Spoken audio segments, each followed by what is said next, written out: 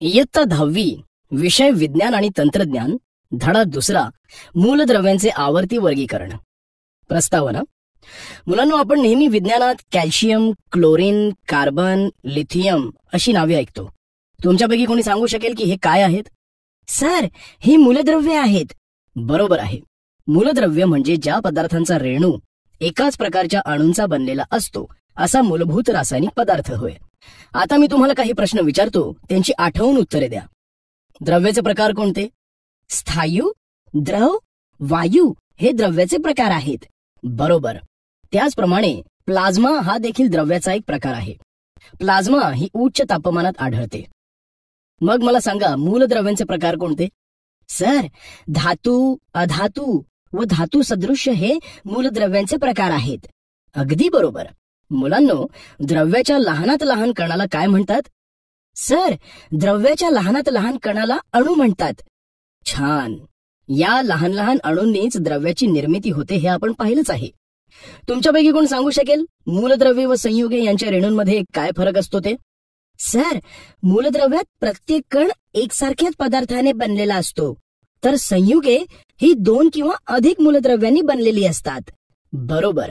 मुलांनो, मूलद्रव्ये उदाहरणार्थ लोखंड, तांबे ही एकसारख्याच पदार्थाच्या कणांनी बनलेली आहेत. परंतु मीठ, पाणी, साखर इत्यादी संयुगे ही वेगवेगळ्या पदार्थांच्या कणांनी म्हणजेच मूलद्रव्यांनी बनलेली आहेत. तसेच आपण मूलद्रव्यांचे भौतिक किंवा रासायनिक पद्धतीने विभाजन करू शकत नाही, परंतु आपण संयुगांच्या रेणूचे रासायनिक प्रक्रियेने अपघटन करू शकतो. मूलद्रव्यांचे वर्गीकरण. Classification of element. मूलद्रव्य हे एकाच प्रकारच्या अणूचे बनलेले असतात हे आपल्याला माहित आहे. आजच्या वैज्ञानिक जगात 118 मूलद्रव्यांचा शोध लागलाय. त्यांपैकी 92 मूलद्रव्ये ही निसर्गात आढळतात. मात्र इसवी सन 1800 मध्ये फक्त 30 मूलद्रव्ये माहीत होती. जसजसा शास्त्रज्ञांनी अभ्यास केला तसतशी अधिक मूलद्रव्ये सापडत गेली आणि त्यांच्या गुणधर्मांविषयी ते माहिती साठवत गेले.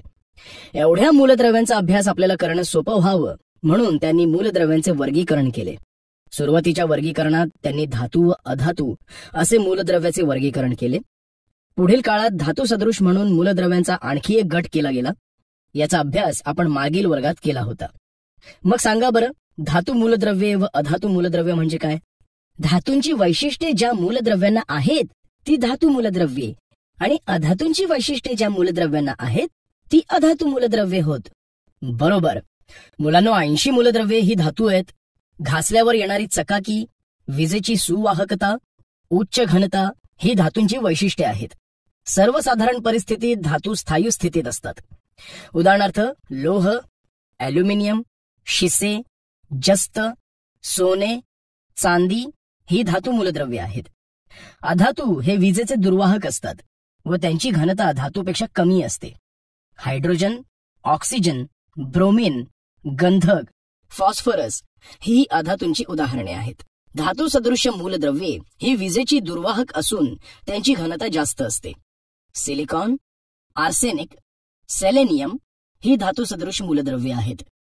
मूलद्रव्ये आणि त्यांचे गुणधर्म यांविषयी जसजसे ज्ञान वाढू लागले तसतसे वेगवेगळ्या वैज्ञानिकांनी वर्गीकरणाच्या इतर पद्धती शोधून काढल्या. डोब्रायनरची त्रिके. डोब्रायनर हे एक जर्मन वैज्ञानिक शास्त्रज्ञ होते. त्यांनी सन 1817 मध्ये मूलद्रव्यांचे गुणधर्म व त्यांची अणुवस्तुमाने यात संबंध असल्याचे सांगितले. डोब्रायनर यांनी एकसारखे रासायनिक गुणधर्म असलेल्या प्रत्येकी 3 मूलद्रव्यांचे गट पाडले आणि त्यांना त्रिके असे नाव दिले. या प्रत्येकी एका गटात म्हणजेच त्रिकात 3 मूलद्रव्ये होती. त्यांनी एक त्रिकामधील 3 मूलद्रव्यांची मांडणी अणुवस्तुमानांच्या चढत्या क्रमाने केली आणि दाखवले की मधल्या मूलद्रव्याचे अणुवस्तुमान हे अंदाजे इतर 2 मूलद्रव्यांच्या अणुवस्तुमानांच्या सरासरी इतके असते. परंतु माहीत असलेल्या सर्व मूलद्रव्यांचे वर्गीकरण डोब्रायनरच्या त्रिकात होऊ शकले नाही. मुलांनो, या आकृतीचे निरीक्षण केले असता आपल्या लक्षात येईल की पहिल्या त्रिकात डोब्रायनर यांनी लिथियम Li, सोडियम Na आणि पोटॅशियम K ही 3 मूलद्रव्ये घेतली आहेत. ती अणुवस्तुमानांच्या चढत्या क्रमाने मांडली. येथे लिथियमचे अणुवस्तुमान बरोबर A बरोबर 6.9 आणि पोटॅशियमचे अणुवस्तुमान बरोबर C बरोबर 39.1 दिले असून दोघांच्या सरासरीतून सोडियमचे प्रत्यक्ष अणुवस्तुमान काढले आहे. म्हणून सोडियमचे अणुवस्तुमान बरोबर सरासरी बरोबर A+C/2. म्हणून सोडियम बरोबर 6.9 अधिक 39.1/2 बरोबर 23.0. म्हणून सोडियमचे अणुवस्तुमान बरोबर 23.0 दिले आहे. येथे सोडियमचे अणुवस्तुमान हे लिथियम आणि पोटॅशियमच्या अणुवस्तुमानांच्या सरासरी इतके आहे. म्हणून ही डोब्रायनरची त्रिके आहेत. तसेच दुसऱ्या त्रिकात त्यांनी कॅल्शियम, स्ट्रॉन्शियम, बेरियम ही 3 मूलद्रव्ये घेतली. त्यांनी ही मूलद्रव्ये अणुवस्तुमानांच्या चढत्या क्रमाने मांडली आहेत. इथे कॅल्शियमचे अणुवस्तुमान बरोबर A बरोबर 40.1 आणि बेरियमचे अणुवस्तुमान बरोबर C बरोबर 137.3 दिले असून दोघांच्या सरासरीतून स्ट्रॉन्शियमचे प्रत्यक्ष अणुवस्तुमान काढले आहे. स्ट्रॉन्शियमचे अणुवस्तुमान बरोबर सरासरी बरोबर A+C/2. म्हणून स्ट्रॉन्शियम बरोबर 40.1 अधिक 137.3/2 बरोबर 177.4/2. म्हणून स्ट्रॉन्शियम बरोबर 88.7 आहे. स्ट्रॉन्शियम अणुवस्तुमान हे 87.6 आहे, परंतु डोब्रायनरच्या त्रिकानुसार ते 88.7 आहे. तिसऱ्या त्रिकात देखील डोब्रायनरने क्लोरीन, ब्रोमिन आणि आयोडीन ही 3 मूलद्रव्ये घेतली आहेत.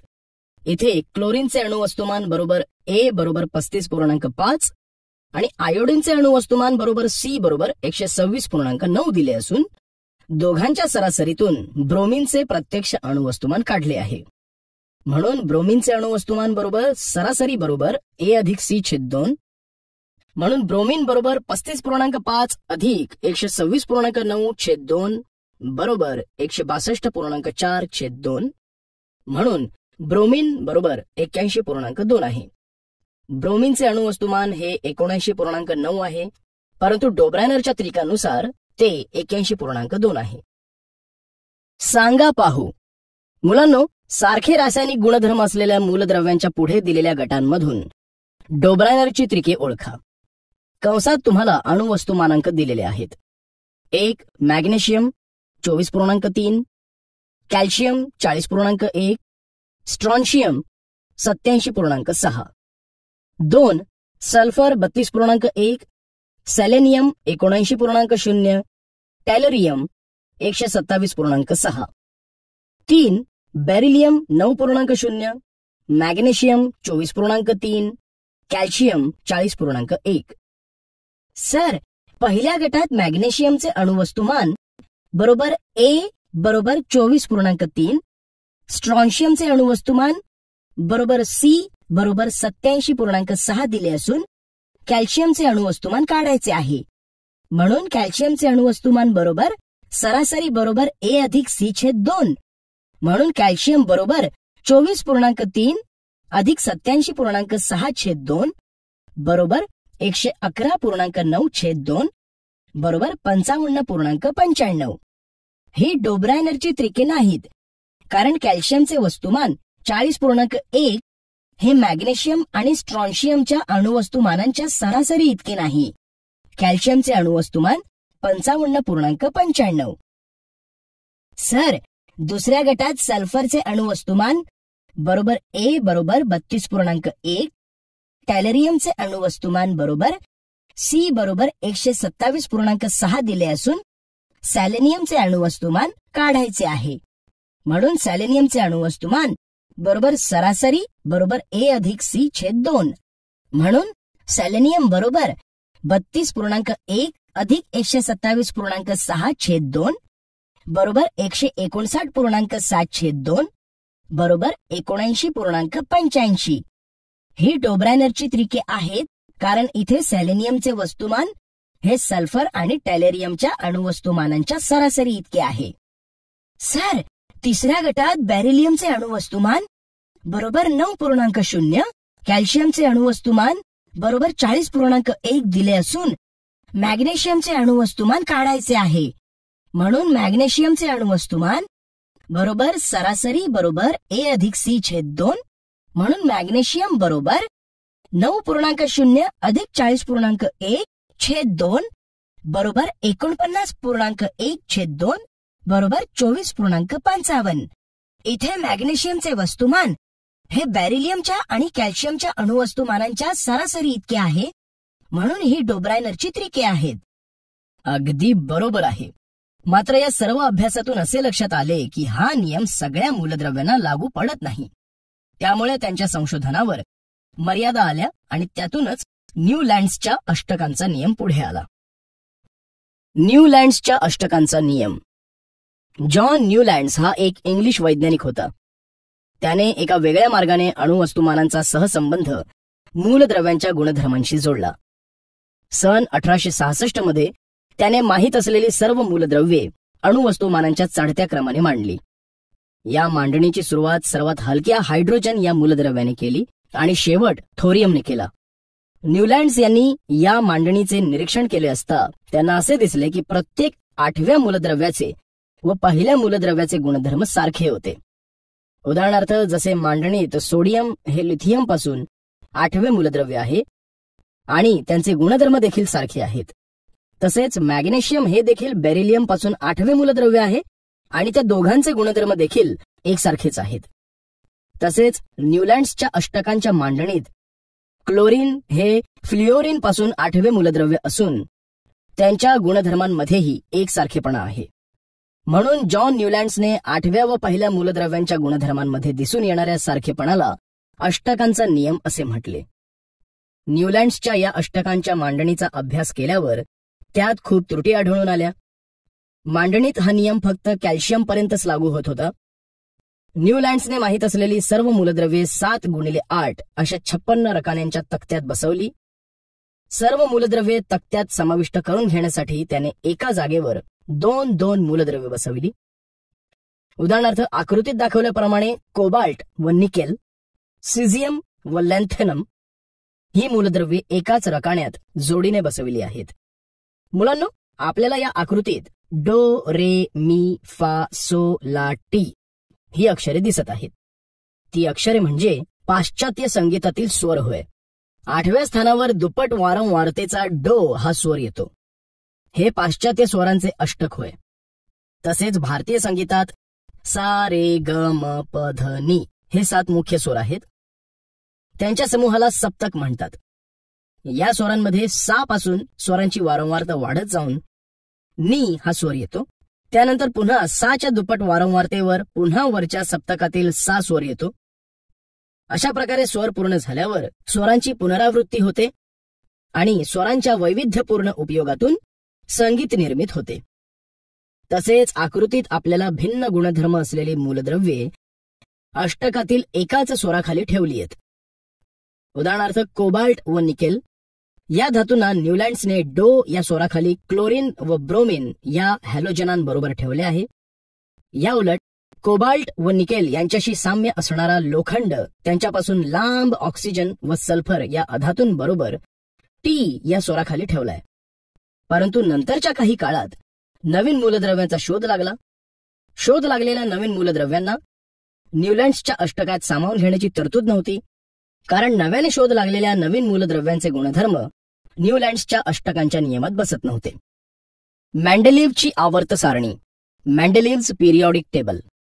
मुलांनो, आवर्त सारणीलाच इंग्लिशमध्ये पिरियॉडिक टेबल असे म्हणतात. आवर्त सारणी ही रासायनिक मूलद्रव्यांना तक्त्याच्या रूपात दर्शवण्याची एक पद्धत आहे. आपण मूलद्रव्यांना कोष्टक रूपात दाखवण्याच्या पद्धती पाहिल्या. उदाहरणार्थ, डोब्रायनरची त्रिके आणि न्यूलँड्सच्या अष्टकांचा नियम. या पद्धतींनी सर्व मूलद्रव्ये मांडणीत बसू शकत नव्हती. नंतर इसवी सन 1869 ते 1872च्या काळात एका रशियन शास्त्रज्ञाने दिमित्री मेंडेलीव्ह याने प्रथम ही आवर्त सारणी आधुनिक पद्धतीने मांडली. मेंडेलीव्हने अणुवस्तुमान हा मूलद्रव्यांचा मूलभूत गुणधर्म आहे असे मानले. त्यानंतर त्याने माहीत असलेली 63 मूलद्रव्ये त्यांच्या अणुवस्तुमानांच्या चढत्या क्रमाने मांडली. मेंडेलीव्हने या आवर्त सारणीत मूलद्रव्यांची त्यांच्या भौतिक व रासायनिक गुणधर्मानुसार रचना केली. मूलद्रव्याचे भौतिक व रासायनिक गुणधर्म हे त्याच्या अणुवस्तुमानाचे आवृत्ती फल आहेत. आवृत्ती म्हणजेच विशिष्ट काळानंतर होणारी पुनरावृत्ती होय. मूलद्रव्यांच्या आवर्त सारणीची रचना करताना मेंडेलीव्हने सर्वप्रथम हायड्रोजन व ऑक्सिजन ही मूलद्रव्ये विचारात घेतली.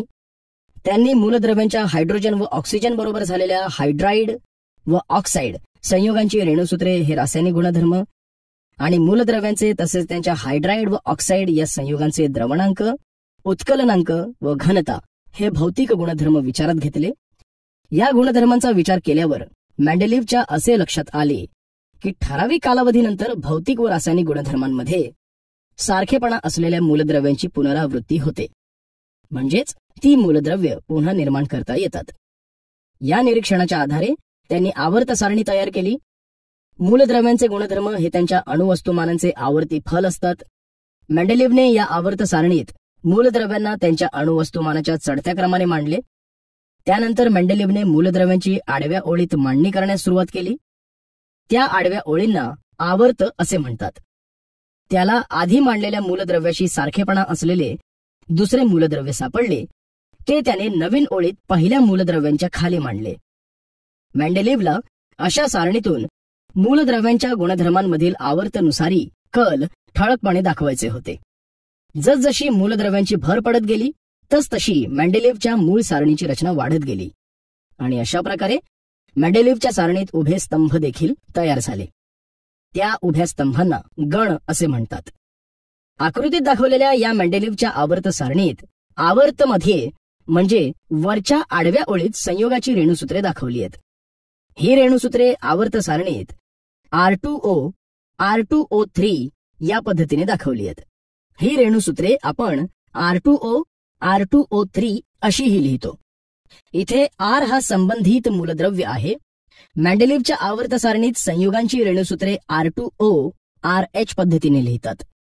त्यात R संबंधित मूलद्रव्य, O ऑक्साइड्स आणि H हायड्राइड्स साठी वापरतात. म्हणजेच R2O ऑक्साइड, RH हायड्राइड्स होय. परिचय शास्त्रज्ञांचा. दिमित्री मेंडेलिव्ह यांचा जन्म 8 फेब्रुवारी 1834 मध्ये झाला असून त्यांचा मृत्यू 2 फेब्रुवारी 1907 मध्ये झाला. ते सेंट पीटर्सबर्ग विद्यापीठात प्राध्यापक होते. ते एक रशियन रसायनशास्त्रज्ञ होते. त्यांनी पहिली मूलद्रव्यांची आवर्त सारणी तयार केली. मेंडेलिव्ह यांनी मूलद्रव्यांच्या अभ्यासाच्या हेतूने प्रत्येक ज्ञात असलेल्या मूलद्रव्यांसाठी एक एक कार्ड बनवले. त्या कार्डवर त्यांनी मूलद्रव्याचे अणुवस्तुमान दर्शविले. तसेच अणुवस्तुमान व गुणधर्म यांच्या आधारे कार्डांची अशी जुळणी केली की त्यातून मूलद्रव्यांच्या आवर्त सारणीचा शोध लागला. विचार करा मुलांनो, या आवर्त सारणीचे निरीक्षण करा. या मेंडेलिव्हच्या आवर्त सारणीत अनेक रिकाम्या जागा सोडलेल्या आहेत. त्यांपैकी काही ठिकाणी आपल्याला अणुवस्तुमानाचे भाकीत केलेले दिसते. त्यासोबत भाकीत केलेली 3 अणुवस्तुमाने त्यांच्या गण व आवर्तासहित दिली आहेत. ती या तक्त्यात पहा. मुलांनो, मेंडेलिव्हच्या आवर्त सारणीत काही मूलद्रव्यांची नावे अनिश्चित असल्याने त्यांच्या संज्ञेमागे प्रश्नचिन्ह दर्शविले आहेत. त्या संज्ञा पुढील प्रमाणे आहेत: डिडिमियम, येटेरियम, सिझियम, अर्बियम, लांथानम. या मूलद्रव्यांच्या संज्ञेमागे प्रश्नचिन्ह दर्शविले आहेत. मेंडेलिव्हच्या आवर्त सारणीचे गुण. Merits of Mendeleev's periodic table.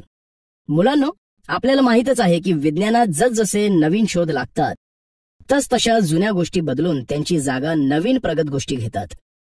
विज्ञान हे प्रगतिशील आहे, त्यामुळे जुन्या गोष्टींमधील त्रुटी सुधारून नवीन तयार करण्याची पद्धत विज्ञानात आहे. हे आपल्याला मेंडेलिव्हच्या आवर्त सारणीत देखील दिसते. आपण पाहिले आहे की मेंडेलिव्हने मूलद्रव्याचे गुणधर्म त्याच्या अणुवस्तुमानाचे आवर्ती फल आहे असे भाकीत केले होते. परंतु त्याने हेही सांगितले होते की त्याला माहीत असलेल्या मूलद्रव्यांना जरी हे वैशिष्ट्य लागू होत असले तरी ते अंतिम नसून त्यात काही बदल होऊ शकतात. याचा परिणाम म्हणून मेंडेलिव्हच्या आवर्त सारणीत पुढील गुण दिसून येतात. गुण 1. आवर्त सारणीत मेंडेलिव्हने मूलद्रव्ये ही त्यांच्या अणुवस्तुमानांकाच्या चढत्या क्रमाने मांडली होती. परंतु मूलद्रव्यांना आवर्त सारणीत गुणधर्माप्रमाणे योग्य स्थान देता यावे म्हणून काही मूलद्रव्यांचे अणुवस्तुमान पुन्हा तपासून दुरुस्त करण्यात आले. उदाहरणार्थ, बेरिलियमचे अणुवस्तुमान सुरुवातीला 14.09 हे होते. तपासणीनंतर ते 9.4 केले आणि बेरिलियमला बोरॉनच्या आधीची जागा दिली. गुण 2. आपण पाहिले की मेंडेलिव्हने आवर्त सारणीत काही जागा रिकाम्या ठेवल्या होत्या. नंतरच्या काळात त्याने त्याला माहीत असलेल्या मूलद्रव्यांवरून अज्ञात 3 मूलद्रव्ये शोधून काढली. त्याला ज्ञात असलेली 3 मूलद्रव्ये एका बोरॉन, एका ॲल्युमिनियम व एका सिलिकॉन यांची अणुवस्तुमाने अनुक्रमे 44, 68 व 72 असतील असे दर्शवले. तसेच त्याने या मूलद्रव्यांच्या गुणधर्मांचे भाकीतही केले. पुढे या मूलद्रव्यांचा शोध लागून त्यांना अनुक्रमे स्कँडियम, गॅलियम व जर्मेनियम अशी नावे दिली. या मूलद्रव्यांचे गुणधर्म मेंडेलिव्हच्या भाकीताशी जुळणारे आढळले. दिलेल्या आकृतीतील तक्त्यात ॲल्युमिनियमचे मेंडेलिव्हने केलेले भाकीत आणि प्रत्यक्षात नवीन मिळालेले मूलद्रव्य गॅलियम यांच्या गुणधर्मांची पडताळणी करून पाहिली असता त्यांच्या गुणधर्मात साम्यता आढळली. या यशामुळे मेंडेलिव्हच्या आवर्त सारणीच्या महत्वाविषयी सर्वांची खात्री पटली आणि अशा प्रकारे मूलद्रव्यांचे वर्गीकरण करण्याची ही पद्धत लगेच स्वीकारली गेली. गुण 3. मुलांनो, राजवायू म्हणजेच निष्क्रिय वायू होय. हेलियम, निऑन, आर्गॉन हे राजवायू आहेत. या वायूंचा शोध 19व्या शतकाच्या शेवटी लागला. मेंडेलिव्हच्या मूळ आवर्त सारणीत राजवायूसाठी जागा राखून ठेवलेली नव्हती.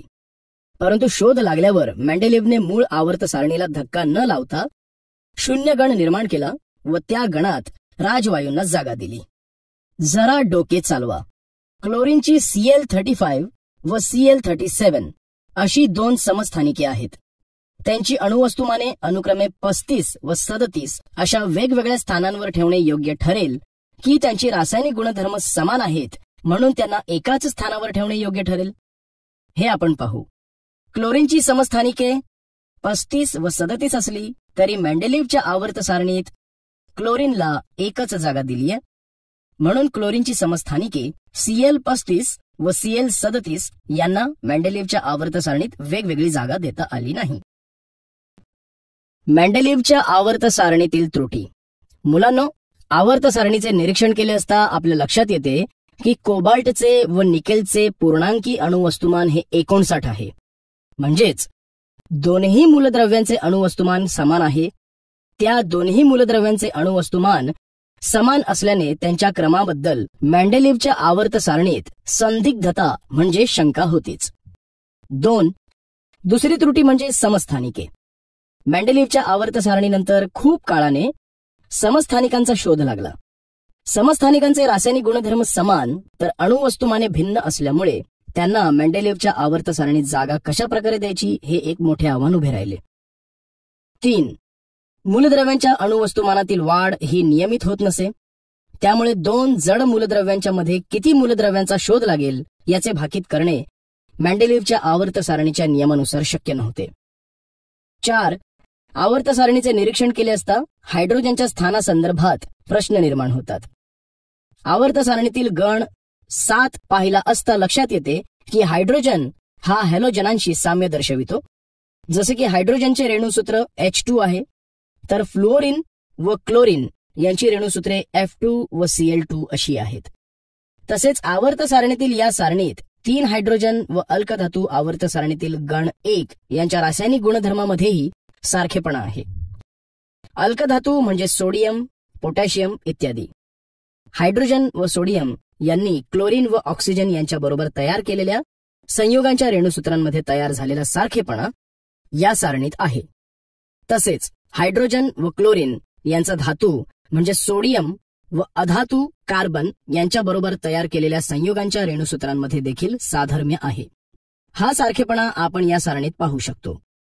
मुलांनो, वरील गुणधर्मांचा विचार करून आवर्त सारणीत हायड्रोजनची जागा अल्कधातूंच्या गणात गण 1 मध्ये आहे की हॅलोजनच्या गणात गण 7 मध्ये आहे हे ठरवता आले नाही. जरा डोके चालवा. आपण मेंडेलिव्हच्या आवर्त सारणीचा अभ्यास केला तर आता पुढील मूलद्रव्यांच्या ऑक्साईडची रेणुसूत्रे काय आहेत ते खालील तक्त्यात पाहू. तसेच दिलेल्या मूलद्रव्यांच्या हायड्रोजन बरोबर तयार होणाऱ्या संयुगांची रेणुसूत्रे काय आहेत ते खालील तक्त्यात पहा. आधुनिक आवर्ती नियम. मुलांनो, आपण पाहिले की मेंडेलिव्हने मूलद्रव्ये ही त्यांच्या अणुवस्तुमानांच्या चढत्या क्रमाने सारणीत मांडली. परंतु तेव्हा अणूंच्या अंतरंगांविषयी माहिती नव्हती. वैज्ञानिकांनी जेव्हा इलेक्ट्रॉनचा शोध लावला तेव्हा त्यांनी अणूमधील इलेक्ट्रॉनची संख्या व अणु अंक यांच्यातील संबंध शोधून काढला. मेंडेलिव्हच्या आवर्त सारणीत अणु अंक हा केवळ मूलद्रव्यांचा क्रमदर्शक अंक होता. सन 1913 मध्ये एक इंग्लिश वैज्ञानिक हेनरी मोझले यांनी एक प्रयोग केला. त्यांनी एक्स-रे नलिका वापरून मूलद्रव्यांचा अणु अंक म्हणजेच मूलद्रव्यांच्या अणुकेंद्रकावरील धनप्रभार अथवा त्यांची प्रोटॉन संख्या आहे ती दाखवले. हेनरी मोझले यांनी अनेक मूलद्रव्यांवर हा प्रयोग करून त्या मूलद्रव्यांचा अणुअंक निश्चित केला. या प्रयोगावरून असे लक्षात आले की मूलद्रव्यांचा मूलभूत गुणधर्म हा अणुअंक आहे. त्यानुसार मेंडेलिव्हच्या आवर्ती नियमात बदल करून नवीन नियम असा मांडला की मूलद्रव्यांचे गुणधर्म हे त्यांच्या अणुअंकाचे आवर्ती काल असतात. आधुनिक आवर्त सारणी.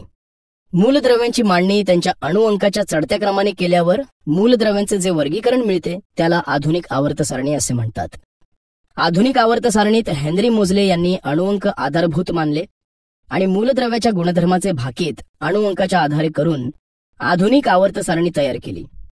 या आधुनिक आवर्त सारणीलाच दीर्घरूप असेही म्हणतात. या तक्त्याचे निरीक्षण केल्यावर असे लक्षात येते की मेंडेलिव्हच्या आवर्त सारणीतील त्रुटी नाहीशा झाल्या, परंतु या आधुनिक सारणीत देखील हायड्रोजनच्या स्थानाबद्दल प्रश्न दूर झालेला नव्हता. मुलांनो, मेंडेलिव्हच्या आवर्त सारणीतील त्रुटी कोणत्या ते सांगा बरं. सर, मेंडेलिव्हच्या आवर्त सारणीत मूलद्रव्यांचे पूर्णांकी वस्तुमान समान असल्याने त्यांच्या क्रमाबद्दल शंका निर्माण झाली होती. तसेच मूलद्रव्यांच्या अणुवस्तुमानाच्या दरात नियमित वाढ होत नसे, म्हणून शोध लागलेल्या नवीन मूलद्रव्यांचे भाकीत करता येत नव्हते. तसेच समस्थानिकांचे रासायनिक गुणधर्म हे समान तर अणुवस्तुमाने भिन्न असल्यामुळे त्यांना आवर्त सारणीत जागा कशी द्यायची हा प्रश्न निर्माण झाला होता. बरोबर. मुलांनो, आपण मागील इयत्तेत इलेक्ट्रॉन विषयी माहिती घेतलेली तुम्हाला आठवते का? हो सर, अणूंमध्ये इलेक्ट्रॉन असतात. अणूंमधील इलेक्ट्रॉन हे केंद्रकाभोवती कवचामध्ये असतात. बरोबर आहे. अणूंमधील इलेक्ट्रॉन हे केंद्रकाभोवतीच्या कवचांमध्ये ज्या प्रकारे वितरित झालेले असतात ते इलेक्ट्रॉन संरूपण त्यांच्या एकूण संख्येवरून ठरते. तसेच अणूंमधील इलेक्ट्रॉनची संख्या ही अणुअंकां इतकीच असते. जरा डोके चालवा. कोबाल्ट व निकेल यांच्या स्थानासंदर्भात मेंडेलिव्हच्या आवर्त सारणीत असलेला प्रश्न आधुनिक आवर्त सारणीत कसा सुटला ते पहा. मेंडेलिव्हच्या आवर्त सारणीत मूलद्रव्यांची मांडणी ही त्यांच्या अणुवस्तुमानांच्या चढत्या क्रमाने केली होती, पण काही ठिकाणी जास्त वस्तुमान असलेल्या मूलद्रव्यांना अगोदरचे स्थान दिल्याचे दिसते. उदाहरणार्थ, कोबाल्टचे अणुवस्तुमान 58.93 आहे आणि निकेलचे अणुवस्तुमान 58.71 आहे. तरीही कोबाल्ट या मूलद्रव्याला निकेल या मूलद्रव्याच्या अगोदरचे स्थान मिळाले आहे. असे केले कारण आधुनिक आवर्त सारणीत मूलद्रव्यांची मांडणी अणुअंकांच्या चढत्या क्रमाने केली आहे. कोबाल्टचा अणुअंक 27 आहे तर निकेलचा अणुअंक 28 आहे. म्हणून आधुनिक आवर्त सारणीत कोबाल्टला निकेलच्या अगोदरचे स्थान मिळाले आहे. 2. आता आपण क्लोरीन या समस्थानिकांची जागा आधुनिक आवर्त सारणीत कशा प्रकारे निश्चित झाली ते पाहू. 35-17 क्लोरीन व 37-17 क्लोरीन. येथे क्लोरीनचा अणुअंक 17 असून अणुवस्तुमानांक 35 व 37 आहे. हेनरी मोझले यांनी आधुनिक आवर्त सारणीत अणुवस्तुमान हा मूलद्रव्यांचा गुणधर्म नसून अणुअंक हा मूलद्रव्यांचा गुणधर्म आहे असे शोधून काढले. येथे क्लोरीनचे अणुवस्तुमान 35 क्लोरीन व 37 क्लोरीन असले तरी क्लोरीनचा अणुअंक दोन्ही ठिकाणी 17 म्हणजे 17 क्लोरीन आहे. म्हणून 35-17 क्लोरीन व 37-17 क्लोरीन या समस्थानिकांचा अणुअंक एकच असल्यामुळे आधुनिक आवर्त सारणीत त्यांचे स्थान एकच आहे. आता 52-24 क्रोमियम व 55-25 मँगनीज या दोन मूलद्रव्यांच्या दरम्यान 53 किंवा 54 अणुवस्तुमान असलेले मूलद्रव्य असू शकेल का हे आपण पाहूया. येथे क्रोमियमचा अणुअंक 24 असून अणुवस्तुमानांक 52 आहे आणि मँगनीजचा अणुअंक 25 असून अणुवस्तुमानांक 55 आहे. मुलांनो, मेंडेलिव्हच्या आवर्त सारणीत दोन सलग असलेल्या मूलद्रव्यांमधील फरक सारखा नसतो. मोझले यांनी अणुवस्तुमान गुणधर्म नसून अणुअंक हा मूलद्रव्याचा गुणधर्म आहे हे शोधून काढले. कोणत्याही मूलद्रव्याचा अणुअंक त्याच्या अगोदर असलेल्या मूलद्रव्यापेक्षा 1 क्रमांकाने वाढलेला दिसतो. म्हणून क्रोमियम व मँगनीज या दोन मूलद्रव्यांच्या दरम्यान 53 किंवा 54 अणुवस्तुमान असणारी मूलद्रव्ये असूच शकत नाहीत. आधुनिक आवर्त सारणीत हायड्रोजनला हॅलोजनच्या गण 17 मध्ये की अल्कधातूंच्या गण 1 मध्ये ठेवावे, हा प्रश्न आपल्याला पडला आहेच. तर पहा, आपण पाहिले आहे की हायड्रोजनचे स्थान हे गण 1 व गण 17 मध्ये दर्शवण्यात आले, कारण हायड्रोजन अल्कली धातू तसेच हॅलोजनशी साम्य दर्शवितो. म्हणूनच हायड्रोजनला मेंडेलिव्हच्या आवर्त सारणीत निश्चित स्थान देता आले नाही. पण आपण पाहिले आहे की हायड्रोजन सहजपणे 1 इलेक्ट्रॉन देऊन स्थिर हायड्रोजन कॅटायन तयार होतो आणि 1 इलेक्ट्रॉन स्वीकारून स्थिर ऍनायन हायड्राइड आयन तयार होत नाही. म्हणून आधुनिक आवर्त सारणीत हायड्रोजनला गण 17 मध्ये न ठेवता गण 1 मध्ये ठेवावे असे वाटते. आधुनिक आवर्त सारणीची रचना. Structure of the modern periodic table. मुलांनो, मेंडेलिव्हच्या आवर्त सारणीप्रमाणेच आधुनिक आवर्त सारणीत देखील आडव्या ओळी व उभे स्तंभ आहेत. आधुनिक आवर्त सारणीत 7 आडव्या ओळी आहेत, त्यांना आवर्त असे म्हणतात. म्हणजेच 1 ते 7 आवर्त आहेत. तसेच या सारणीत उभे 18 स्तंभ आहेत, त्यांना गण असे म्हणतात. म्हणजेच 1 ते 18 गण आहेत. आवर्त व गण यांच्या रचनेतून एक चौकट तयार होते. या चौकटीमध्ये वरच्या बाजूला ओळीने अणुअंक दर्शविले आहेत. प्रत्येक चौकटीत एका मूलद्रव्याची जागा आहे. या सारणीत आपल्याला या 7 ओळींव्यतिरिक्त आणखी तळाशी या 2 स्वतंत्र ओळी दिसत आहेत. यात पहिल्या ओळीला लॅन्थेनाइड श्रेणी तर दुसऱ्या ओळीला ऍक्टिनाइड श्रेणी म्हणतात. या 2 श्रेणींसहित आवर्त सारणीत एकूण 118 चौकटी आहेत. म्हणजेच आधुनिक आवर्त सारणीत 118 मूलद्रव्यांकरिता जागा आहे. यावरून आपल्या असे लक्षात येते की अगदी अलीकडे शोध लागलेल्या मूलद्रव्यांना देखील आधुनिक आवर्त सारणीत जागा आहे. आधुनिक आवर्त सारणी ही 4 खंडामध्ये विभागली गेली आहे. पहिला खंड एस हा गण 1 व 2 यांचा बनलेला आहे. दुसरा खंड डी हा गण 3 ते गण 12चा बनलेला आहे. तिसरा खंड पी यामध्ये गण 13 ते गण 18 यांचा समावेश होतो. तर चौथा खंड एफ यामध्ये लॅन्थेनाइड व ऍक्टिनाइड या 2 तळाशी असलेल्या श्रेणी येतात. डी खंडातील मूलद्रव्यांना संक्रमण मूलद्रव्य म्हणतात. आवर्त सारणीत पी खंडात एक नागमोडी रेषा दाखवली आहे. या नागमोडी रेषेमुळे आवर्त सारणीतील मूलद्रव्ये 3 प्रकारे दाखविता आली. या नागमोडी रेषेच्या डाव्या बाजूला ॲल्युमिनियम, गॅलिलियम, इंडियम, टायरेनियम, टिन, सीसा, निहोनियम, फ्लोरोवियम ही धातू आहेत. तर उजव्या बाजूला silicon, arsenic, boron, carbon, astatine, tellurium, selenium, sulphur ही अधातू आहेत. तसेच नागमोडी रेषेच्या किनारी भागात धातू सदृश्य मूलद्रव्ये आहेत. मूलद्रव्याचे इलेक्ट्रॉन संरूपण. मुलांनो, आधुनिक आवर्त सारणीतील गण व आवर्तांची ही वैशिष्ट्ये मूलद्रव्यांच्या इलेक्ट्रॉन संरूपणामुळे आहेत. एखादे मूलद्रव्य आधुनिक आवर्त सारणीच्या कोणत्या गणात व आवर्तामध्ये ठेवायचे हे त्याच्या इलेक्ट्रॉन संरूपणावरून ठरते.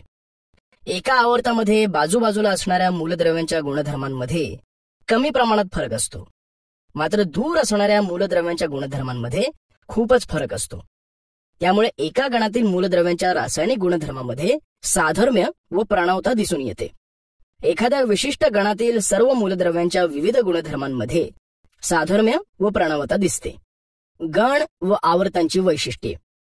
मुलांनो, आता आपण गण व आवर्तांची वैशिष्ट्ये पाहूया. आपण जर मूलद्रव्यांच्या गुणधर्मांची तुलना केली तर आवर्त सारणीतील गण व आवर्तांची वैशिष्ट्ये आपल्याला समजतील. एखाद्या विशिष्ट गणातील सर्व मूलद्रव्यांच्या विविध गुणधर्मांमध्ये साधर्म्य व प्रणवता दिसते, मात्र एखाद्या विशिष्ट आवर्तामध्ये एका टोकाकडून दुसऱ्या टोकाकडे, उदाहरणार्थ डावीकडून उजवीकडे जाताना मूलद्रव्यांचे गुणधर्म क्रमाक्रमाने थोडे थोडे बदलत जातात.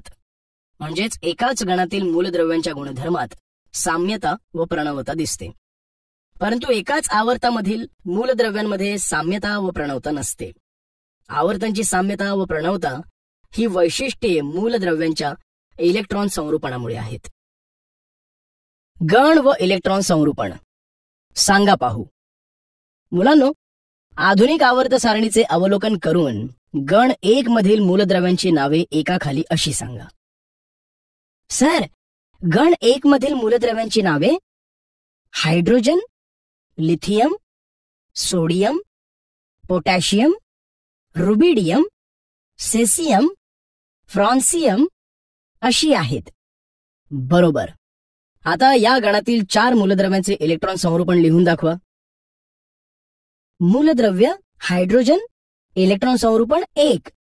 मूलद्रव्य लिथियम, इलेक्ट्रॉन संरूपण 2-1. सोडियम 2-8-1. पोटॅशियम 2-8-8-1. छान. तुम्हाला त्यांच्या इलेक्ट्रॉन संरूपणात कोणता सारखेपणा आढळला? सर, या मूलद्रव्यांच्या संयोजन इलेक्ट्रॉनची संख्या एकसमान आढळली. बरोबर. या 4 मूलद्रव्यांमध्ये प्रत्येकी किती संयोजन इलेक्ट्रॉन आहेत ते सांगा पाहू. सर, या 4 मूलद्रव्यांमध्ये प्रत्येकी 1 संयोजन इलेक्ट्रॉन आहे. उत्तम. मुलांनो, यावरून आपल्या लक्षात येते की गण 1 म्हणजेच अल्कधातूंच्या कुलामधील सर्व मूलद्रव्यांच्या संयोजन इलेक्ट्रॉन्सची संख्या समान आहे. तसेच तुम्ही तक्त्यातील कोणत्याही एका गणातील मूलद्रव्य पाहिली तर त्यांच्या संयोजन इलेक्ट्रॉन्सची संख्या एकसमान असल्याचे तुम्हाला दिसेल. तक्त्यात गण 2 मध्ये बेरिलियम, मॅग्नेशियम व कॅल्शियम ही मूलद्रव्ये आहेत. ही मूलद्रव्ये अल्कधर्मी मृदा धातूंच्या कुलामध्ये आहेत. त्यांच्या बाह्यतम कक्षेत 2 इलेक्ट्रॉन आहेत. तसेच तुम्ही गण 17 मधील मूलद्रव्य पहा. ही सर्व हॅलोजन कुलामधील मूलद्रव्ये आहेत. गण 17 मध्ये फ्लोरीन, क्लोरीन, ब्रोमीन ही मूलद्रव्ये आहेत. या मूलद्रव्यांच्या बाह्यतम कक्षेत 7 इलेक्ट्रॉन आहेत. गणांच्या वैशिष्ट्यानुसार कोणत्याही एका गणात वरून खाली जाताना इलेक्ट्रॉनचे एक कवच वाढत जाते. यावरून आपल्याला असे म्हणता येईल की बाह्यतम कवचाचे इलेक्ट्रॉन संरूपण हे आधुनिक आवर्त सारणीतील त्या गणांचे वैशिष्ट्य आहे. माहित आहे का तुम्हाला? मुलांना, आपण सुरुवातीलाच पाहिले की एकूण 118 मूलद्रव्ये आहेत. त्यांपैकी काही मूलद्रव्ये निसर्गनिर्मित आहेत तर काही मानवनिर्मित. अणुअंक 92 असलेल्या युरेनियम या मूलद्रव्यानंतरची सर्व मूलद्रव्ये म्हणजे अणुअंक 93 ते 118 ही मानवनिर्मित आहेत. ही सर्व मूलद्रव्ये किरणोत्सारी व अस्थायी असून त्यांचे आयुष्यमान खूप कमी आहे. मुलांनो, आता मेंडेलिव्हची आवर्त सारणी आणि आधुनिक आवर्त सारणी यांच्यातील फरक समजून घेऊ. मेंडेलिव्हची आवर्त सारणी. या आवर्त सारणीत मूलद्रव्ये त्यांच्या अणुवस्तुमानाच्या चढत्या क्रमाने लावली आहेत. आधुनिक आवर्त सारणीत मूलद्रव्ये त्याच्या अणुअंकाच्या चढत्या क्रमाने लावली आहेत. मेंडेलिव्हच्या आवर्त सारणीतील मूलद्रव्यांचे स्थान त्यांच्या अणुवस्तुमान व रासायनिक गुणधर्म यांच्याशी निगडित आहे. आधुनिक आवर्त सारणीतील मूलद्रव्यांचे स्थान त्यांच्या इलेक्ट्रॉन संरूपणाशी निगडित आहे. मेंडेलिव्हच्या आवर्त सारणीत 8 गण आहेत. आधुनिक आवर्त सारणीत 18 गण आहेत. मेंडेलिव्हच्या आवर्त सारणीत काही सारख्या रासायनिक गुणधर्मांची मूलद्रव्ये वेगळ्या गणात आढळतात तर काही वेगळ्या रासायनिक गुणधर्मांची मूलद्रव्ये एकाच गणात आढळतात. आधुनिक आवर्त सारणीत एका गणातील मूलद्रव्ये सारखेच रासायनिक गुणधर्म दाखवतात. मेंडेलिव्हच्या आवर्त सारणीत समस्थानिकांची मांडणी करता येत नाही. आधुनिक आवर्त सारणीत प्रत्येक मूलद्रव्यांची सर्व समस्थानिके एकाच जागी मांडता येतात. आवर्त व इलेक्ट्रॉन संरूपण. आधुनिक आवर्त सारणीचा अभ्यास केल्यावर असे दिसते की lithium, beryllium, boron, carbon, nitrogen, oxygen, fluorine व निऑन ही मूलद्रव्ये आवर्त 2 मध्ये आहेत.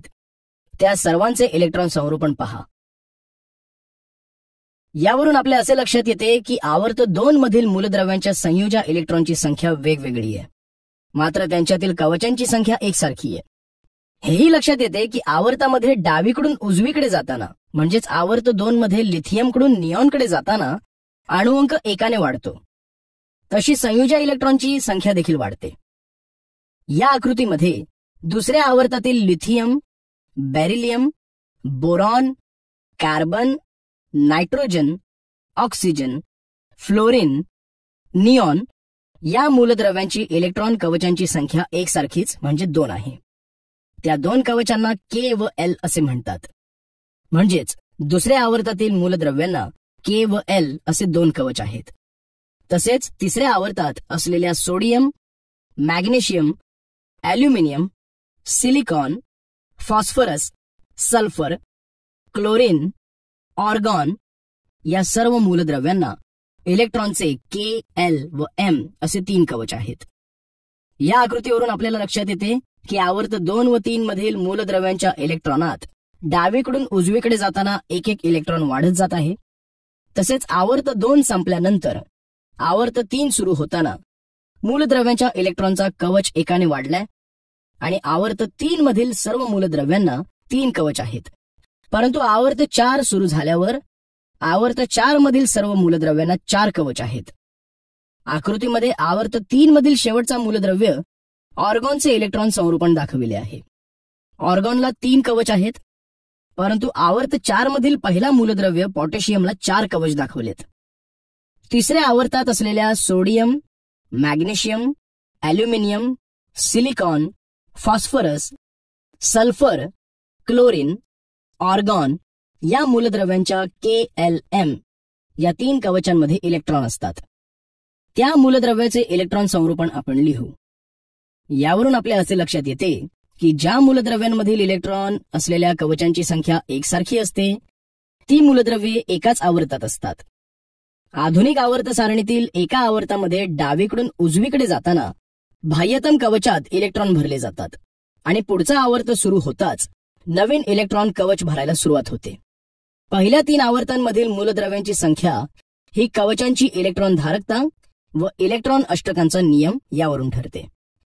KLM या इलेक्ट्रॉन कवचांच्या Nच्या किमती काय आहेत सांगा बरं तक्ता पाहून.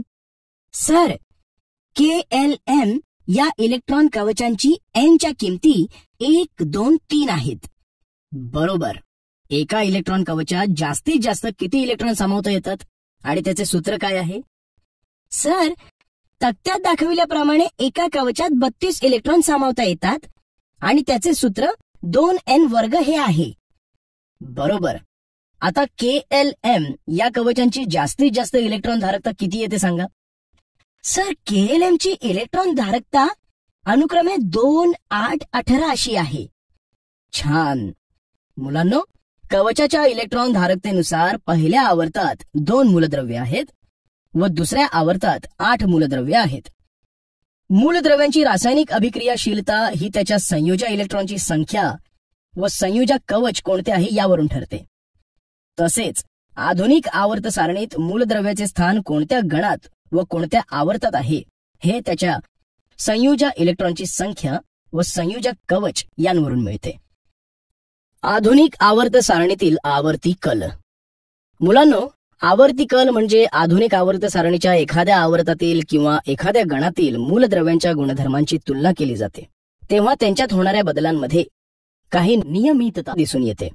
यालाच आधुनिक आवर्त सारणीत आवर्ती कल असं म्हणतात.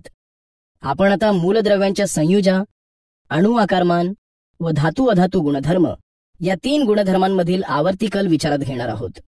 म्हणजेच त्याच्या गुणधर्मात नियमतेत काय बदल होतील ते पाहणार आहोत. संयुजा, व्हॅलेन्सी. अणूच्या संयोग पावण्याच्या शक्तीला संयुजा म्हणतात. संयुजा हा अणूचा मूलभूत रासायनिक गुणधर्म आहे. अणूच्या बाह्यतम कवचाला त्याचे संयोजक कवच असे म्हणतात. ज्याचे संयोजक कवच पूर्ण भरलेले असते अशा अणूंची संयुजा 0 असते. उदाहरणार्थ H2O हे पाण्याच्या रेणूचं सूत्र आहे. पाण्याच्या रेणूची आकृती.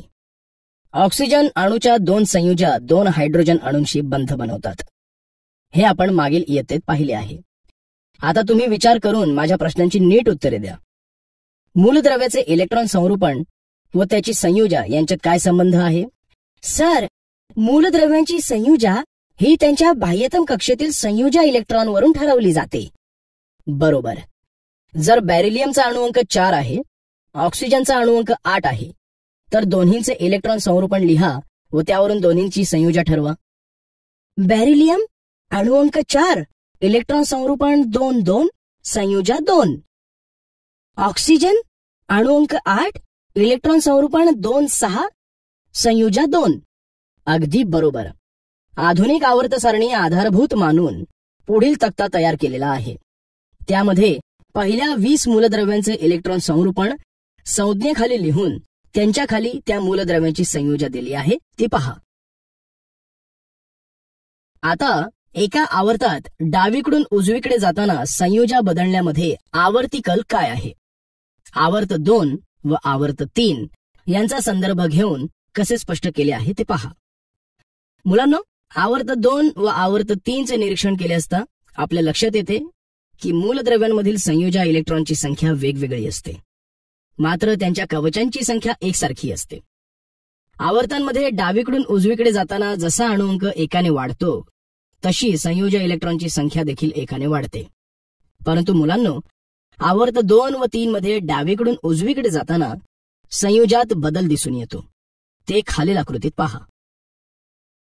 मुलांनो, एका गणामध्ये वरून खाली जाताना संयोजा बदलण्यामध्ये आवर्तिकल काय आहे ते आपण गण 1, गण 2 व गण 18 यांचा संदर्भ घेऊन स्पष्ट करूया. वरील तक्त्यावरून आपल्या लक्षात येते की गण 1 मधील सर्व मूलद्रव्यात हायड्रोजन, लिथियम, सोडियम, पोटॅशियम इत्यादींमध्ये संयोजा इलेक्ट्रॉन 1 आहे, म्हणून गण 1 मधील सर्व मूलद्रव्यांची संयोजा 1 आहे. गण 2 मधील मूलद्रव्यात बॅरिलियम, मॅग्नेशियम, कॅल्शियम इत्यादींमध्ये संयोजा इलेक्ट्रॉन 2 आहे, म्हणून गण 2 मधील मूलद्रव्यांची संयोजा 2 आहे. तसेच गण 18 मध्ये निऑन, ऑर्गॉन मध्ये बाह्यतम कवचात 8 इलेक्ट्रॉन्स आहेत, म्हणजेच अष्टक पूर्ण असल्याने त्यांची संयोजा 0 आहे. परंतु हेलियम मध्ये 2 इलेक्ट्रॉन्स आहेत. हेलियम या गुणधर्माला अपवाद आहे. मुलांनो, मूलद्रव्यांची संयोजा ही त्यांच्या बाह्यतम कक्षेतील संयोजा इलेक्ट्रॉनवरून ठरवली जाते. गणातील सर्व मूलद्रव्यांची संयोजा इलेक्ट्रॉन्सची संख्या समान असते, म्हणून एकाच गणातील मूलद्रव्ये समान संयोजा दर्शवितात. अणु आकारमान. अणु म्हणजे सर्व द्रव्यात आढळणारी अतिसूक्ष्म संरचना होय. रासायनिक मूलद्रव्यांच्या लहानात लहान कणाला अणु असं म्हणतात. तसेच आकारमान हा द्रव्याचा मूलभूत गुणधर्म आहे. प्रत्येक वस्तूला विशिष्ट आकारमान असते. अणूचे आकारमान त्याच्या त्रिज्येने दर्शवितात. अणुत्रिज्या म्हणजे अणुकेंद्रक व बाह्यतम कवच यामधील अंतर होय. अणुत्रिज्या व्यक्त करण्यासाठी नॅनोमीटरहूनही लहान असे पिकोमीटर हे एकक वापरतात. 1 पिकोमीटर बरोबर 10⁻12 मीटर. खाली काही मूलद्रव्ये व त्यांच्या अणुत्रिज्या दिल्या आहेत ते पहा. वरील मूलद्रव्यांच्या अणुत्रिज्यांचे निरीक्षण केल्यावर तुम्हाला दिसेल की आवर्तामध्ये डावीकडून उजवीकडे जाताना अणुत्रिज्या कमी कमी होत जाते. यामागचे कारण असे आहे की एका आवर्तामध्ये डावीकडून उजवीकडे जाताना अणुअंक एकेकाने वाढत जातो, म्हणजेच केंद्रकावरील धनप्रभार एक एककाने वाढत जातो. परंतु हा भर पडलेला इलेक्ट्रॉन बाह्यतम कवचामध्ये जमा होतो. वाढीव केंद्रकीय धनप्रभारामुळे इलेक्ट्रॉन केंद्रकाकडे अधिक प्रमाणात ओढले जातात व त्यामुळे अणूचे आकारमान कमी होत जाते. जरा डोके चालवा. मुलांनो, आधुनिक आवर्त सारणीत पाहून वरील मूलद्रव्यांचे आवर्त सांगा. वरील मूलद्रव्यांचे आवर्त 2 आहे. बरोबर. आता वरील मूलद्रव्ये अणुत्रिज्येच्या उतरत्या क्रमाने मांडा. मूलद्रव्य Li, अणुत्रिज्या 152. मूलद्रव्य Be, अणुत्रिज्या 111. मूलद्रव्य B, अणुत्रिज्या 88. मूलद्रव्य C, अणुत्रिज्या 77. मूलद्रव्य N, अणुत्रिज्या 74. मूलद्रव्य O, अणुत्रिज्या 66. छान. वरील मांडणीचे निरीक्षण करून सांगा की ही मांडणी आधुनिक आवर्त सारणीतील दुसऱ्या आवर्ताच्या आकृतीबंधाशी जुळते का? वरील मांडणी ही आधुनिक आवर्त सारणीच्या दुसऱ्या आवर्ताच्या आकृतीबंधाशी अणुत्रिज्येच्या उतरत्या क्रमाने जुळते. बरोबर. वरीलपैकी सर्वात मोठा व सर्वात लहान अणू असणारी मूलद्रव्ये कोणती? सर्वात मोठे मूलद्रव्य लिथियम आहे, तर सर्वात लहान अणू असणारे मूलद्रव्य नायट्रोजन व ऑक्सिजन आहेत. उत्तम. एका आवर्तामध्ये डावीकडून उजवीकडे जाताना अणुत्रिज्या बदलामध्ये आवर्ती कल काय दिसतो? आवर्तामध्ये डावीकडून उजवीकडे जाताना अणुत्रिज्या कमी होत जाते, त्यामुळे अणूचे आकारमान कमी होते. अगदी बरोबर. मुलांनो, आता खाली काही मूलद्रव्ये व त्यांच्या अणुत्रिज्या दिल्या आहेत, त्यांचे निरीक्षण करून प्रश्नांची उत्तरे द्या. आधुनिक आवर्त सारणी पाहून वरील मूलद्रव्यांचे गण सांगा. सर, आधुनिक आवर्त सारणीत वरील मूलद्रव्यांचे गण 1 आहे. छान. वरीलपैकी सर्वात मोठा व सर्वात लहान अणू असणारी मूलद्रव्ये कोणती? सर्वात मोठे असणारे मूलद्रव्य सेसियम आहे, तर सर्वात लहान अणू असणारे मूलद्रव्य लिथियम व सोडियम आहे.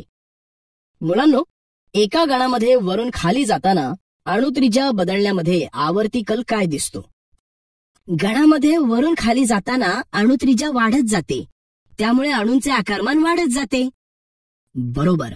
आपण पाहिलेच आहे की वरून खाली जाताना अणूचे आकारमान वाढत जाते, कारण गणात खाली जाताना नवीन कवचाची भर पडते. आपण असे आवर्त 3 व आवर्त 4 चे उदाहरण पाहिले होते. त्यामुळे बाह्यतम इलेक्ट्रॉन व अणु केंद्रक यांच्यातील अंतर वाढत जाते.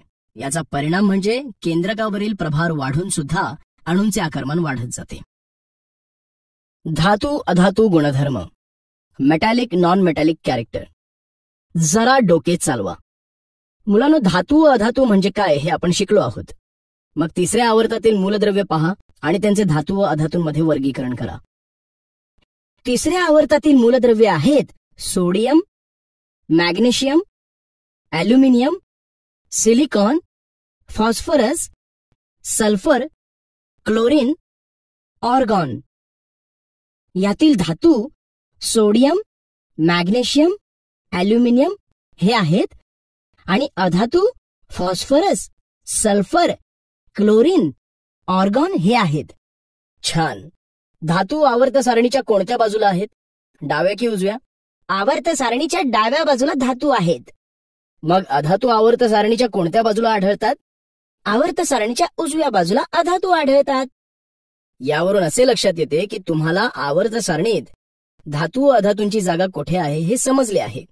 मुलांनो, आवर्त सारणीत आपल्याला एक नागमोडी रेषा दिसते. आपण मागे पाहिले होते की या नागमोडी रेषेच्या डाव्या बाजूला धातू व उजव्या बाजूला अधातू आहेत. तसेच या रेषेच्या किनारी भागात धातू सदृश्य मूलद्रव्य आहेत हेही आपण पाहिले होते. परंतु हे कशामुळे झाले त्याचा अभ्यास आपण आता करूया. त्यासाठी आपल्याला धातू व अधातूंच्या रासायनिक गुणधर्मांची तुलना करावी लागेल. साध्या आयनिक संयुगाच्या रासायनिक सूत्रांवरून असे दिसते की त्यांच्यातील धनायन हा धातूपासून तर ऋणायन हा अधातूपासून बनलेला असतो. यावरून आपल्या असे लक्षात येते की धातूंच्या अणूंची प्रवृत्ती स्वतःचे संयोजी इलेक्ट्रॉन गमावून म्हणजेच देऊन धनायन बनण्याची असते. यालाच मूलद्रव्यांची विद्युत धनता म्हणतात. या उलट अधातूंचे कार्य असते. अधातूंच्या अणूंची प्रवृत्ती ही बाहेरून इलेक्ट्रॉन स्वीकारण्याची असते. अधातू बाहेरून इलेक्ट्रॉन संयोजा कवचात स्वीकारून ऋणायन बनतात. तसेच आयनांना राजवायूंचे स्थायी इलेक्ट्रॉन संरूपण असते. आता संयोजा कवचातून इलेक्ट्रॉन गमावण्याची व स्वीकारण्याची अणूंची क्षमता कशी ठरते ते पाहूया. कोणत्याही अणूतील सर्वच इलेक्ट्रॉन हे त्यांच्यावर धनप्रभारी केंद्रकामुळे प्रयुक्त होणाऱ्या आकर्षण बलामुळे अणूमध्ये धरून ठेवले जातात. संयोजा कवचातील इलेक्ट्रॉन व अणुकेंद्रक यांच्या दरम्यान आतील कवचांमधील इलेक्ट्रॉन असतात. त्यामुळे संयोजा इलेक्ट्रॉनांवर आकर्षण बल प्रयुक्त करणारा परिणामी केंद्रकीय प्रभार हा मूळच्या केंद्रकीय प्रभारापेक्षा थोडा कमी असतो. धातूंमध्ये असणारी संयोजा इलेक्ट्रॉनची संख्या कमी म्हणजे 1 ते 3 असते. या संयोजा इलेक्ट्रॉनांवर प्रयुक्त होणारा परिणामी केंद्रकीय प्रभार सुद्धा कमी असतो. या दोन्ही घटकांचा एकत्रित परिणाम म्हणून धातूंमध्ये संयोजा इलेक्ट्रॉन गमावून स्थायी राजवायू संरूपण असलेला धनायन बनण्याची प्रवृत्ती असते. मूलद्रव्यांच्या या प्रवृत्तीलाच धातू गुणधर्म म्हणतात. आधुनिक आवर्त सारणीतील मूलद्रव्यांच्या धातू गुणधर्माचा आवर्ती कल स्पष्ट दिसून येतो. त्यासाठी प्रथम आपण एका गणातील मूलद्रव्यांच्या धातू गुणधर्मांचा विचार करू. म्हणजेच धातू मूलद्रव्ये कशा प्रकारे इलेक्ट्रॉन देतात किंवा गमावून बसतात ते पाहू. एका गणात वरून खाली जाताना नव्या कवचाची भर पडते आणि केंद्रक व संयोजा इलेक्ट्रॉन यांच्यातील अंतर वाढत जाते हे आपण पाहिले होते. त्यामुळे केंद्रीय प्रभार कमी होऊन संयोजा इलेक्ट्रॉनांवरील आकर्षण बल कमी होते. म्हणूनच संयोजा इलेक्ट्रॉन गमावण्याची अणूंची प्रवृत्ती वाढते. तसेच संयोजा इलेक्ट्रॉन गमावल्यानंतर उपांत्य कवच बाह्यतम ठरते. हे उपांत्य कवच पूर्ण अष्टक असल्यामुळे तयार झालेल्या धनायनाला विशेष स्थिरता प्राप्त होते. त्यामुळे इलेक्ट्रॉन गमावण्याची अणूची प्रवृत्ती वाढते. संयोजा इलेक्ट्रॉन गमावण्याची अणूची प्रवृत्ती म्हणजेच धातू गुणधर्म होय.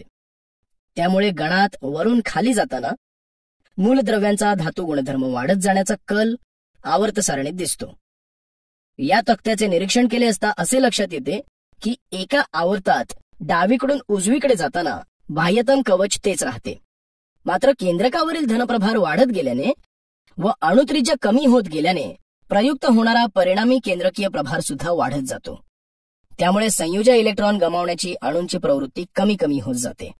म्हणजेच आवर्त सारणीत डावीकडून उजवीकडे जाताना मूलद्रव्यांचा धातू गुणधर्म कमी कमी होत जातो.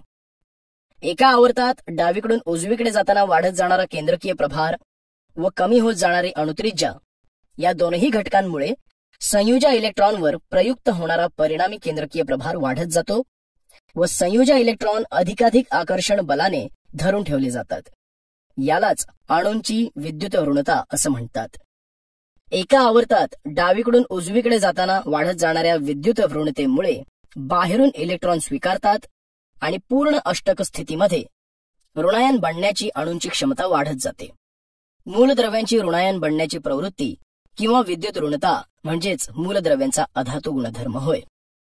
जरा डोके चालवा. मुलांनो, मूलद्रव्यांचा अधातू गुणधर्म कशामुळे असतो? सर, मूलद्रव्यांचा अधातू गुणधर्म त्यांच्या इलेक्ट्रॉन स्वीकारण्याच्या प्रवृत्तीमुळे असतो. बरोबर.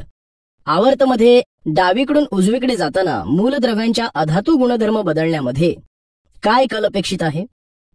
आवर्तामध्ये डावीकडून उजवीकडे जाताना मूलद्रव्यांची विद्युत ऋणता वाढत जाते, म्हणजेच अधातू गुणधर्म वाढत जातो. तसेच मूलद्रव्यांचे आकारमान कमी होत जाते. आता मला सांगा, गणामध्ये वरून खाली जाताना मूलद्रव्यांच्या अधातू गुणधर्म बदलण्यामागे अपेक्षित कल काय असतो? गणामध्ये वरून खाली जाताना विद्युत ऋणता कमी कमी होते आणि अधातू गुणधर्म कमी होत जातो. बरोबर आहे. हे नेहमी लक्षात ठेवा. 1. कोणत्याही गणात वरून खाली जाताना मूलद्रव्यांची विद्युत घनता वाढत जाते तर विद्युत ऋणता कमी होत जाते. 2. कोणत्याही आवर्तात डावीकडून उजवीकडे जाताना मूलद्रव्यांची विद्युत ऋणता वाढत जाते व विद्युत धनता कमी होत जाते. 3. मूलद्रव्यांची विद्युत घनता किंवा विद्युत ऋणता जेवढी जास्त तेवढी त्यांची अभिक्रियाशीलता जास्त असते. हॅलोजन कुलातील प्रवणता. आवर्त सारणीतील गण 17 मध्ये हॅलोजन कुलाचे सदस्य आहेत. सर्वांचे सर्वसाधारण रेणुसूत्र हे X2 आहे. गणात वरून खाली जाताना भौतिक स्थितीत प्रवणता म्हणजेच झालेला बदल दिसून येतो. फ्ल्युओरिन, क्लोरीन हे वायू आहेत, तर ब्रोमीन हा द्रव आहे आणि आयोडीन हा स्थायू आहे. माहित आहे का तुम्हाला, M म्हणजे अल्कधर्मी मृदा धातूची पाण्याबरोबर अभिक्रिया होऊन मेटल हायड्रॉक्साईड व हायड्रोजन तयार होते. हे रासायनिक समीकरण अल्कधर्मी मृदा धातूंची पाण्याबरोबर कशी अभिक्रिया होते ते दाखवते. दुसऱ्या गणात वरून खाली बेरिलियम, मॅग्नेशियम, कॅल्शियम, स्ट्रोनियम, बेटियम असे जाताना या अल्कधर्मी मृदा धातूंच्या वरील रासायनिक गुणधर्मातील प्रवणता दिसून येते. दुसऱ्या गणात वरून खाली जाताना अल्कधर्मी मृदा धातूंची अभिक्रियाशीलता वाढत जाते. त्यामुळे ही अभिक्रिया होण्यातील सहजता वाढत जाते. बेरिलियमची पाण्याबरोबर अभिक्रिया होत नाही. मॅग्नेशियमची अभिक्रिया पाण्याच्या वाफेबरोबर होऊ शकते, तर कॅल्शियम, स्ट्रॉन्शियम व बेरियम यांच्या पाण्याबरोबरील अभिक्रिया कक्ष तापमानालाच अधिकाधिक दराने होताना आढळतात. मुलांनो, आता आपण गण व आवर्त यांमध्ये काय फरक आहे ते पाहू. गण. आवर्त सारणीतील मूलद्रव्यांच्या उभ्या स्तंभाला गण म्हणतात. आवर्त सारणीतील आडव्या ओळींना आवर्त म्हणतात. मूलद्रव्याचा गण क्रमांक हा त्या मूलद्रव्याच्या अणूच्या बाह्यतम कक्षेतील इलेक्ट्रॉनची संख्या दर्शवितो. मूलद्रव्याचा आवर्त क्रमांक हा त्या मूलद्रव्याच्या अणुवस्तुमान उपलब्ध असलेल्या इलेक्ट्रॉनच्या एकदर कक्षेतील संख्या दर्शवितो. एका गणातील मूलद्रव्ये हे समान रासायनिक गुणधर्म दर्शवितात. एका आवर्तातील मूलद्रव्यांचे गुणधर्म हे डावीकडून उजवीकडे क्रमशः बदलत जातात. मुलांनो, या पाठाचे स्मरणचित्र खालील तक्त्यात थोडक्यात दिले आहे, ते नीट लक्षात ठेवा.